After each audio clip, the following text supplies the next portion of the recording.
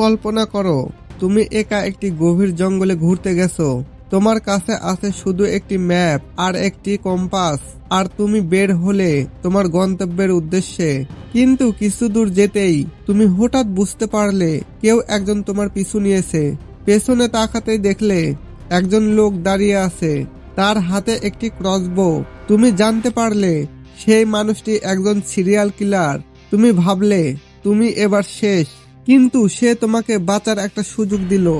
একটি পুরনো রেডিওতে গান চালিয়ে দিয়ে বলল, এই গানটি যতক্ষণ চলবে তুমি পালাতে পারো, কিন্তু গানটি শেষ হয়ে গেলেই তোমাকে শিকার করতে বের হব।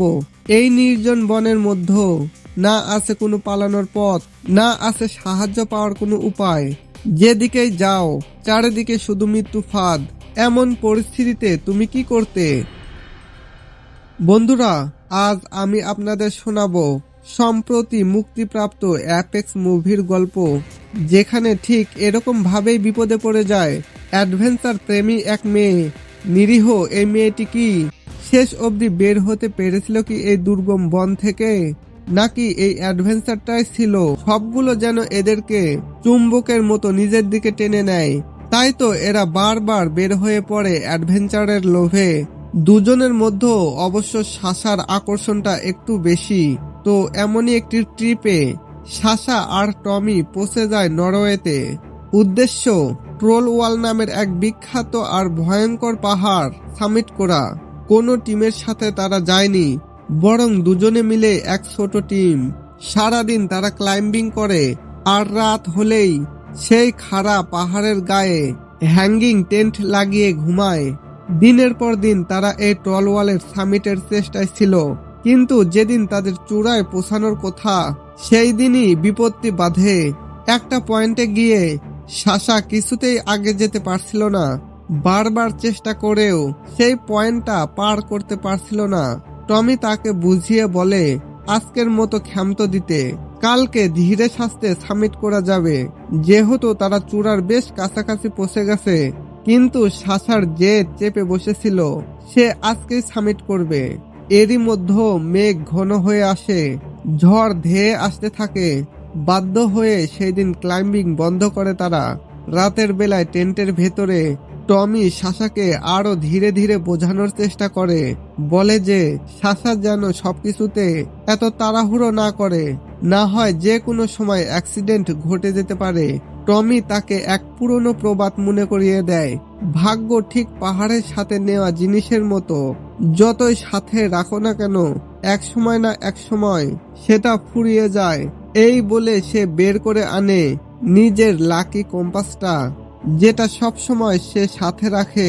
কিন্তু সাশা বিরক্ত হয়ে টমি তখন বলে, এই কারণেই তো ক্লাইম্বিং পার্টনার লাগে, যাতে একজন পাগল হয়ে গেলে অন্যজন ঠিক সময়ে সঠিক সিদ্ধান্তটা নিতে পারে। শেষমেশ তারা ডিসিশন নেয় পরদিন সকালে নিচে নেমে যাবে। ঝড় থামলে আবার এসে এই ট্রল অয়েল সামিট করবে। কিন্তু আচমকা ঝড়ের প্রকোপ বেড়ে যায়, শুরু হয় এক ভয়ঙ্কর তুষার ধস। পাহাড়ের ওপর থেকে বরফের সাথে সাথে বড় বড় পাহাড়ের টুকরো গড়িয়ে পড়তে থাকে। এর একটা ধাক্কা লাগলে মৃত্যু না হলেও সিরিয়াসলি আহত হওয়া সুনিশ্চিত। বিপদ বুঝে টমি জলদি সাশাকে পাহাড়ের একটি খাদে পাঠিয়ে দেয়, বলে দেয় মাথা নিচু করে দেওয়ালের সাথে চেপে থাকতে। সাশা সেফ জোনে পৌঁছে যায়, কিন্তু এরপরেই ঘটে এক সাংঘাতিক ঘটনা। নামার ঠিক আগে টমি সাশাকে চিৎকার করে জিজ্ঞেস করেছিল, তুমি কি দড়ির গিঁটটা ঠিক মতো বেঁধেছো? সাশা ভয় আর তাড়াহুড়োর মধ্যে না ভেবেই বলে ওঠে, হ্যাঁ, কিন্তু পরের মুহূর্তে তাকিয়ে দেখে সে আসলে গিঁটটাই বাঁধেনি। ঠিক এই কারণেই টমি দ্রুত নিচের দিকে নামতে পারে না। সেফ জোনে পৌঁছানোর আগেই বড় একটা পাথর এসে তার মাথায় লাগে, মাথা ফেটে অজ্ঞান হয়ে যায়। টমি দড়ির সাথে ঝুলে পড়ে। যেহেতু সাশা আর টমি একে অপরের সাথে দড়িতে বাঁধা ছিল সেফটি পারপাসে, নিজের জীবনের জন্যই বাধ্য হয়ে দড়িটা সে কেটে দেয়, আর এই উঁচু পাহাড় থেকে নিচে পড়ে যায় টমি। সাশা কোনোদিন জানতেও পারেনি দড়ি কাটার আগে টমি জীবিত ছিল কিনা। আর এই গিল্টি আর প্রশ্নটা তাকে সারা জীবন কুড়ে কুড়ে খেতে থাকে। সে আর রক ক্লাইম্বিং করার সাহস পায় না পাহাড় থেকে। এখন সে দূরে দূরেই থাকে। টমের স্মৃতি হিসেবে শুধু সবসময় সাথে রাখে সেই লাকি কম্পাসটা। এরপর কেটে যায় 5 মাস। টমির মৃত্যু শোক কিছুটা কাটিয়ে উঠতে সাশা চলে আসে নিজের দেশে অস্ট্রেলিয়াতে। এদিকে ব্যথা ভুলতে আবারও বের হয় একাকী এক অ্যাডভেঞ্চারে। উদ্দেশ্য অস্ট্রেলিয়ার আউটব্যাকের ওয়ান্ডারা ন্যাশনাল পার্ক। জায়গাটা আসলে ঘন বন আর পাহাড় নিয়ে বিস্তৃত এক বিশাল এলাকা। এখানে ঢোকার আগে রেঞ্জার স্টেশনে নিজের নাম ও ঠিকানা এন্ট্রি করিয়ে নিতে হয়, যাতে নির্দিষ্ট সময়ের ভেতর কেউ না ফিরলে সহজে খোঁজ করা যায়। সাশা তখন রেঞ্জার অফিসে যায়। তখন একা ট্রাভেল করতে আসতে দেখে রেঞ্জার তাকে সাবধান করে দেয়। বলে এই এলাকা থেকে একের পর এক টুরিস্ট নিখোঁজ হয়ে যাচ্ছে, তাদেরকে আর খুঁজে পাওয়া যাচ্ছে না। সাশা নিজেও তখন রেঞ্জার অফিসের দেওয়ালে অনেক নিখোঁজ মানুষের পোস্টার দেখতে পায়, কিন্তু সে ভয় পায় না, নিজের সিদ্ধান্তেই অটল থাকে। বনের পথে যাওয়ার আগে শেষ গ্যাস স্টেশনের দোকান থেকে সে কিছু শুকনো খাবার কিনতে যায়। সেখানেই দুজন শিকারী সাশার সাথে উল্টো পাল্টা কথা বলে হ্যারাসমেন্ট করার চেষ্টা করে। সাশা অবশ্য ওদেরকে পাত্তা দেয় না, নিজেকে স্ট্রং ভাবে ব্যাপারটা হ্যান্ডেল করার চেষ্টা করে। তখন সাশাকে হেল্প করতে এগিয়ে আসে আরেকটা লোক। সে এই দোকানে নিজের বানানো জার্কি সাপ্লাই করতে আসে।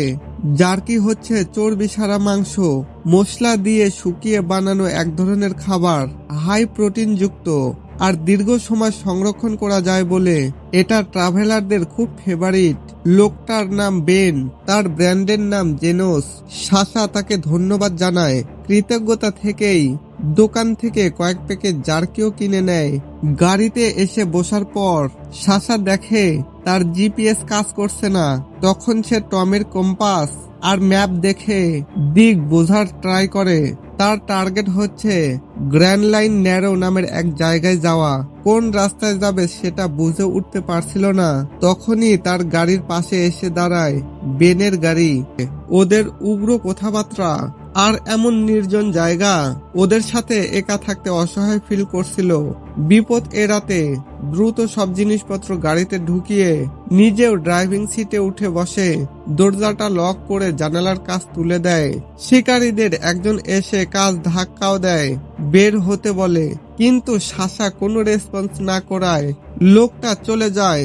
হই হুল্লোড় করে কাজ শেষে ওরা একসময় চলে যায়। স্বস্তির নিঃশ্বাস ফেলে। সাশা গাড়িতেই রাতটা পার করে দেয়। তো যাই হোক, পরের দিন সকালে সাশা প্রয়োজনীয় জিনিস আর খাবার একটা ব্যাকপ্যাকে ঢুকায়। এরপর টেন্ট আর ব্যাগ নিয়ে কায়াকিং শুরু করে গন্তব্যের উদ্দেশ্যে। এরপর পোড়া মাছ এনে দেয়। কথাবার্তায় বেন বলে সাশা অনেকটা তার মায়ের মতোই অ্যাডভেঞ্চার প্রিয়। কোথায় কোথায় বেন এমন কিছু বলে যাতে সাশা বুঝতে পারে এই লোকটা তার সম্পর্কে অনেক কিছু জানে, এমনকি টমির মৃত্যুর ঘটনাও। আরেকটা মজার তথ্য বেন জানায়, সে আসলে অস্ট্রেলিয়ার মানুষ না। ছোটবেলায় তার মা তাকে ব্রিটেন থেকে এনে এখানে সেটেল করিয়েছে, এই জন্যই সে এই বনের সাথে জড়িয়ে আছে। সাশা জিজ্ঞেস করে জার্কির ব্র্যান্ডের নাম জেনোস কেন। বেন জানায় এটা হলো তার মায়ের নাম, মাকে শ্রদ্ধা জানিয়ে এই নামটি দেওয়া হয়েছে। সাশার মনে হয় বেন তাকে ফলো করছে, ভয়ে সে চলে যেতে চায়। ঠিক সেই মুহূর্তে সাশা লক্ষ্য করে বেনের হাতে টমির ব্রেসলেট, কিন্তু এটা তো সাশার ব্যাগে ছিল টমির শেষ স্মৃতি। বেন ক্যাজুয়ালি স্বীকার করে সেই ব্যাগটা চুরি করেছিল। এই ব্রেসলেটটা পছন্দ হওয়ায় হাতে পরে নিয়েছে। এরপর বেন উঠে দেয়, দ্রুত নিজের বোটে উঠে পালাতে শুরু করে। এদিকে গান শেষ হয়ে যাওয়ার পর বেন ক্রসবো হাতে বনের ভেতর দিয়ে দৌড়াতে থাকে সাশাকে ধরার জন্য। যেহেতু নদী খুব বেশি বড় ছিল না, তাই তার প্ল্যান বন থেকে সাশাকে শিকার করা। সাশা প্রাণ বাঁচানোর তাগিদে দ্রুত পালাতে গিয়ে ঝর্ণার ওপর থেকে বোট উল্টে পড়ে যায়। কোনো রকমে নিজের ব্যাকপ্যাকটা নিয়ে কিনারে পৌঁছাতে সক্ষম হয়। পাথরের ধারে আঘাত লাগে, কপালের এক পাশ ফেটে যায়। এরপর সাশা মানুষের আশায় বনের ধার দিয়ে ওপরে উঠতে শুরু করে। যেতে যেতে একসময় সে এক মহিলা পুরুষ আর বাচ্চাদের কথা বলার আওয়াজ পায়। সাহায্য চাইতে চাইতে সেদিকেই এগোয়। আসলে কোনো ভিডিওটিতে দেখা যাচ্ছিল এক ফ্যামিলি কায়াকিং করছে, হাজবেন্ড ওয়াইফ আর তাদের ছোট ছোট ছেলে মেয়ে। ভিডিওর শেষে ফ্যামিলির লোকেরা ক্যামেরাম্যানের দিকে তাকিয়ে বেন বলে ডাকছে। তো সেখান থেকে দড়ির বাঁধন ছোটাতে গেলে পানির নিচে রাখা একটি বেয়ার ট্র্যাপে তার পা একদম আটকে যায়। সাশা প্রচন্ড ব্যথায় চিৎকার করে উঠে ব্যাস জামা পরে এগিয়ে আসে। সাশার ফাঁদের শিকল পাথরের সাথে আটকানো ছিল, সাশা কোনোভাবে খুলতে পারছিল না। বেন কাছে এলে সাশা দেখতে পারছিল না। কোনো রকমে পানিতে গিয়ে চোখ ধুয়ে জ্বালা মেটানোর চেষ্টা করে। এরপর ক্রসবো নিয়ে আবারও এগিয়ে আসে সাশার দিকে। সাশা তখনও এই শক্ত ফাঁদ থেকে ছুটতে পারেনি। বেন তখন তাকে নিয়ে নিজের আস্থানায় চলে আসে, সেই ঝুপড়ির কাছে। এখানে সাশার হাত পা বেঁধে বাহিরে ফেলে রাখে। সারা রাত বৃষ্টি হয়। সাশা বৃষ্টিতে ভিজতে ভিজতেই বাহিরে বসে থাকে। বেন ঝুপড়ির ভেতর থেকে নজর রাখে সাশার ওপর। পরের দিন বেন সাশাকে বোটে করে কোথাও নিয়ে যায়। হাত পা বাঁধা থাকায় এই পানির মধ্যেও সাশার পালানোর উপায় নেই। বোটে সাশার পায়ের কাছে শার্প একটা জিনিস দেখতে পায়। বেনকে কোথায় ভুলিয়ে রেখে বাঁধন ছোটানোর চেষ্টা করে। এদিকে বেন সাশাকে জানিয়ে দেয় রেঞ্জার স্টেশনের রেজিস্টার থেকে সে সাশার নাম পেয়েছিল। অনলাইনে সার্চ করে নিয়ে খোঁজা দেয় টমির মতো এত এক্সপেরিয়েন্স ক্লাইম্বার এমন বাজেভাবে কিভাবে মারা গেল। সাশা শুধু বলে এটা একটা দুর্ঘটনা ছিল। এক পর্যায়ে বেন উগ্র হয়ে যায়। সে এরপর একটি তীরে বোট রাখে। দুর্গম গিরিপথ ধরে বেন সাশাকে নিয়ে চলে আসে এক গুহায়। তারপর গুহায় পৌঁছেই সাশা যা দেখে তাতে তার চক্ষু একদম ছানাবড়া। আতঙ্কে গা হিম হয়ে যায়। গুহায় অনেক মানুষের কঙ্কাল ছিল। শুধু তাই নয়, কয়েকটা ডেড বডিও ঝুলানো ছিল সেখানে, যাদের গায়ে কোনো কাপড় নেই। ভিডিওতে দেখা সেই কাটার ফ্যামিলি, হাজবেন্ড ওয়াইফ আর তাদের দুটো ছোট ছেলে মেয়ে, চারজনেরই লাশ। সবগুলোতেই প্রায় পচন ধরে গেছে। এরপর বেন সাশাকে যা বলে তা সে কল্পনাও করতে পারেনি। বেন যে জার্কি বিক্রি করে সেই সবগুলো আসলে এইসব মানুষের মাংস দিয়েই তৈরি। ঘুরতে আসা টুরিস্টদের সে ফাঁদে ফেলে মেরে এই গুহায় নিয়ে আসে। তারপর তাদের মাংস দিয়ে বানায় জেনস জার্কি। বেন বলে এটা আসলে একটা রিচুয়াল। বন থেকে কিছু নিতে চাইলে বনকেও কিছু দিতে হয়। সে এই অঞ্চলের আদিবাসীর এক উপজাতির বিশ্বাস ফলো করে। তারা মনে করে কোনো মানুষের আত্মাকে নিজের ভেতর ধরে রাখতে হলে সেই মানুষের কলিজা খেতে হয়। বেন নিজের নকল দাঁত খুলে দেখায়। সাশা দেখে ভেতরে বেনের আসল দাঁত অনেকটা পশুদের দাঁতের মতোই সুচালো। নিজে নিজে ঘষে ঘষে এমন করে নিয়েছে। এটাও আদিবাসীদের একটি রিচুয়াল। হাত পা বেঁধে সাশাকে এক জায়গায় ফেলে রাখা হয়। সাশা বুঝতে পারে তার অবস্থাও এদেরই মতো হতে যাচ্ছে। যে জায়গায় বেন তাকে রেখেছে সেখানে সাশা একটি ছবি দেখতে পায়, ছোটবেলার বেন এক মহিলার সাথে। সাশা বুঝতে পারে এটা বেনের মা যেন। এর কিছুক্ষণ পর বেন এসে দড়িতে সাশার হাত বেঁধে ওপরে ঝুলিয়ে দেয়। বেন কাছে এলে সাশা তাকে তার মায়ের কথা জিজ্ঞেস করে, যেন তাকে ইমোশনালি উইক করে দিতে পারে। কিন্তু বেন উল্টো জানায় সে জীবনের প্রথম স্বীকার করেছিল তার নিজের মাকেই। মাকে মেরে তার মাংস দিয়ে বানিয়েছিল প্রথম জার্কি। সেই থেকেই মা যেন তার ভেতরে বেঁচে আছে সারা জীবন। এখন সাশাকে দেখে তার মায়ের কথা মনে পড়ছে। এই বলে সে সাশাকে জড়িয়ে ধরে। সাশা এই সুযোগ লুফে নেয়, পা দিয়ে বেনকে চেপে ধরে, দাঁত দিয়ে তার কান কামড়ে ছিঁড়ে ফেলে। প্রচন্ড আঘাতে বেনের হাতের দড়িটা আলগা হয়ে যায়। বেন যেটার মধ্যে দড়িটা বেঁধেছিল সাশাকে উপরে তুলতে সেখান থেকে খুলে আসে। সাশা ছাড়া পেয়ে দ্রুত গুহা থেকে বের হওয়ার জন্য চেষ্টা করে। বেন সাশার হাত বেঁধে রাখা দড়িটা শেষ মাথা ধরে পেছনে আসে। দড়িটা ছিল বেনের কোমরে বাঁধা। গুহার বাহিরে ছিল ঝর্ণা আর তার প্রচন্ড স্রোত। এই স্রোতে আগে সাশা এবং পরে বেন ভাসতে থাকে। সাশার হাতে শুধু দড়ি না, হাত কড়াও লাগানো ছিল। যেতে যেতে পানির নিচে পাথরে বেনের মাথায় আঘাত লাগে, সে জ্ঞান হারায়। কিন্তু বেনের একটা পা একদম থেতলে দেয়, হাড় ভেঙে অচল করে দেয়। দুজনে টায়ার্ড হয়ে একসময় থেমে যায় দড়ির দুই প্রান্তে। দুজনে দীর্ঘ সময় পড়ে থাকে। সাশার শরীর ক্লান্ত, বেনের পায়ে আঘাত হয়ে আসে। সাশা এই ফাঁকে বেনকে নিজের গিল্টের কথা খুলে বলে, জানায় সে আজও জানে না দড়ি কাটার আগে টমি জীবিত ছিল কিনা। আসলে টমি বারবার নামতে চাচ্ছিল, সাশার জেদের কারণেই এই পাহাড়ে আটকে পড়েছিল। সাশা টমির কথা শুনেনি, শুধু পুশ করেছে। আর এই কারণেই আজ এই গিল্ট তাকে সারা জীবন কুড়ে কুড়ে খাচ্ছে। দীর্ঘ সময় পর সাশা বেনকে জিজ্ঞেস করে, হেঁটে বনের বাহিরে যেতে কতদিন লাগবে? বেন জানায়, কম করে হলেও 12 দিন। কিন্তু এই কন্ডিশনে এতদিন হেঁটে যাওয়া পসিবল না। এদিকে আরেকটা পথ আছে, পাহাড় বেয়ে ওপরে ওঠা। সেজন্য ক্লাইম্বিং রুপ লাগবে, যেটা বেনের কাছে আছে। কিন্তু বেন ক্লাইম্বিং জানে না, তার ওপর তার একটা পা এখন বলতে গেলে অচল। বাঁচার আর কোনো উপায় নেই। দড়ির শেষ প্রান্ত আর কোথাও বাধা নেই। বেন সরাসরি নিচে পড়ে যায়। আর এভাবেই বেনের খেলা শেষ হয়। পাহাড়ের বাকি অংশ সাশা একদম খালি হাতে, কোনো হারনেস বা সেফটি রোপ ছাড়াই পার করে। দীর্ঘদিন পর ক্লাইম্বিং করছিল সে। একবার প্রায় পড়েই যাচ্ছিল, কিন্তু পুরো মনের শক্তি দিয়ে কোনো রকমে ওপরে উঠে আসে ক্ষতবর্তী শরীরে। এরপর হাঁটতে হাঁটতে রাস্তা ধরে অনেকটা সামনে গিয়ে সে একটা গাড়ির সামনে পড়ে। এটা ছিল অন্য একটা টুরিস্টের গ্রুপের গাড়ি। তাদেরকে সাশা ব্ল্যাকস্টোন বেতে নিজের গাড়ির কাছে পৌঁছে দিতে বলে। রেঞ্জার স্টেশনে জানিয়ে দেয় নিখোঁজ মানুষদের লাশ কোথায় আছে। তার দেওয়া তথ্যে উদ্ধারকারী টিম হেলিকপ্টার দিয়ে সেই গুহায় পৌঁছায়। 20-এর কাছাকাছি ডেড বডি উদ্ধার হয়।